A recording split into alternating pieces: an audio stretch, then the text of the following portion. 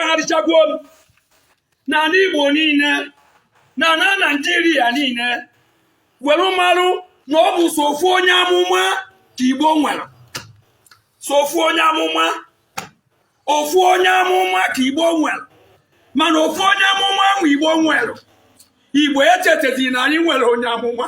Igbo wee chehugo onye amụma Chineke nyere anyị Igbo chezoro onye amụma sofu onye amụma ka anyị nwere Mazi Nnamdi Kanu onye amụma ofu onye amụma ka anyị nwere ofu onye amụma kemgbe ahụ 6 gara aga ka o kwuru onye ji achị anyị emechaa okwu ahụ o kwuru bụrụ eziokwu okwu niile Mazi Nnamdi Kanu kwuru n'ọnụ ya ha niile mechara eme Igbo were jụ nwannebe Igbo tokpu n'alụ nwannebe Igbo wee ṅụọ iyi na nwannebe ka ekpebere ikpe na kọtụ ikpebere ekpecha the judge and the appointed onwedịghị onye pụtara kwuo okwu kedizi nwanne ya dị chajiri onweghị onye kwuru okwu ebenebe na-egbu anyị nche na-eme anyị ibe ike na-eme anyị maka gịnị ka ibe ike ji eme anyị chezọrọ onye amụma obodo chewuo onye amụma gbanwere enwe ibe ike emebebe ibe ike wee mebe anyị inwe ibe ike na-eme anyị ndị Igbo be anyị niile onweghị onye nwere ọnụ n'ọchịchị onye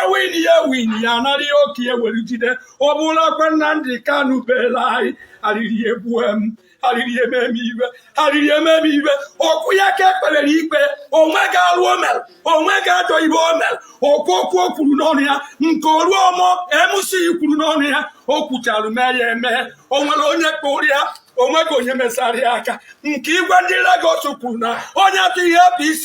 ọtụba ya na Lagum okwu o kwuchara mee ya eme o nwere onye kpụrụ ya ngwa na anya mgbe gọvanọ Fatola na-achị ọ kpọchiri be anyị kwuo ncha n'ọnụ ya onye kpụrụ ya ọ na-awụbakwueri okwu ike ọ bụrụ bụ ezi ibe mana anyị kwuo okwu ike anyị anakpuna o nwere ibe anyị merebe arịrị na-egbu m na-egodi ya bụ nwa ụmụ ya nọ nwunye ya nọ mana Neneka ọ na-ebe akwa maka anyị ka o jiri lụzue nna ya mana ọ nọ n'ime na-ebere onwe ya akwa Igbo ekwughị okwu a na-apịawa azụ ịbụna n'otu ụzọ ka ọ na-ebe ka ụmụazị jụwa lochasi ka ọ kọwa jụna onye nke nọ London onye nke atụrụ nka na London azụlite anyị ha narụkwa anyị ibe n'ike anyị gbọbalịba odibo gbachalụ emebikwa anyị ịma ibe kpatara ya onye ahụ iduriri ka o je megide nwanne ya megide nwanne ya na ije enye ya ọkwa emecha ọmanị elu na o megide na nwanne ya ka ọ bịa ka inye ya ọkwa o cherekwa na ọ bụ otu ahụ isi megide nwanne gị bitule ka ije ti bitule ihe ọ narị gị ike agwara m ndị Igbo onye ọbụla kpachara anya na odeji nji ma ebidokwana mana o ji arịrị Igbo mmekwe n'elu n'ise. All those buildings are going to go between now and Monday.